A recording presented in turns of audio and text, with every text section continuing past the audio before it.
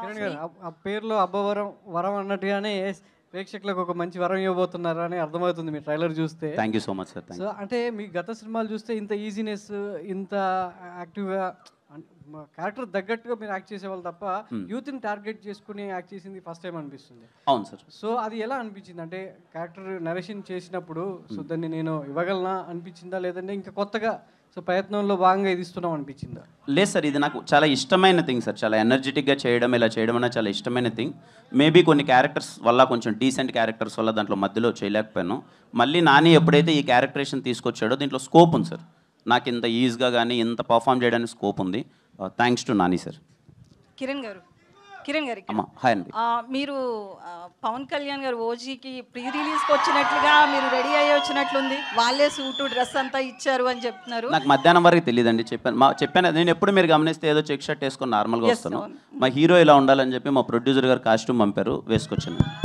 అంటే కావాలని డిజైన్ చేశారా రాజేష్ గారు? కావాలని డిజైన్ చేశారా? ఇదిగోండి మీ ఇద్దరం వేసుకున్నాం, హీరో గారు, నెక్స్ట్ ఈవెంట్లో మా డైరెక్టర్ గారు, అందరం వస్తాం. సో కిరణ్ గారు, మీరు కూడా చాలా కష్టపడి ఇండస్ట్రీలో చాలా ఆటుపోట్లు ఎదుర్కొని ఈ స్థాయికి వచ్చారు. ఒక హీరోగా చాలా కష్టపడి వచ్చారు. లాస్ట్ టైం నేను ఒక ప్రెస్ మీట్లో ప్రదీప్ రంగనాథన్ గారిని ఒక క్వశ్చన్ అడగడం జరిగింది.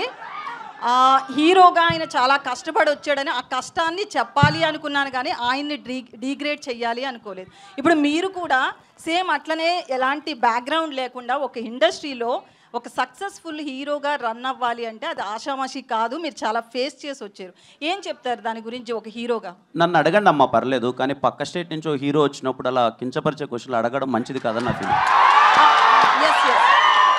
తప్పుగా కాదు.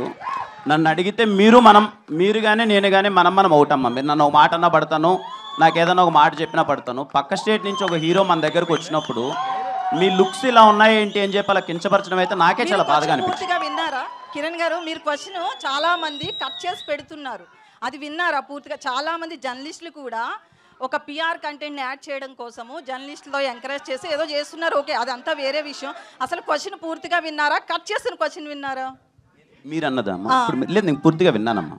అంటే నా ఉద్దేశం ఏం లేదు. విత్ రెస్పెక్ట్ టు యూ అండి, విత్ రెస్పెక్ట్ టు యూ నేను అడిగింది ఏంటంటే, నేను అన్నది ఏంటంటే, నిజంగా పక్క స్టేట్ నుంచి ఒక హీరో ఎక్కడికి వస్తున్నారు అంటే మన రెస్పెక్ట్. బాలీవుడ్ అని ఉండదండి. అతన్ని నేను ఏమడిగాను అంటే, మీకు సరే నేను ఒక విషయాన్ని అయితే అందరికీ చెప్పాలనుకుంటున్నారు.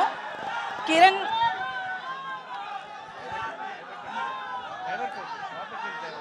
ఒక్క నిమిషం, సారీ అండి, మీరు అడగండి ప్లీజ్, మీరు అడగండి.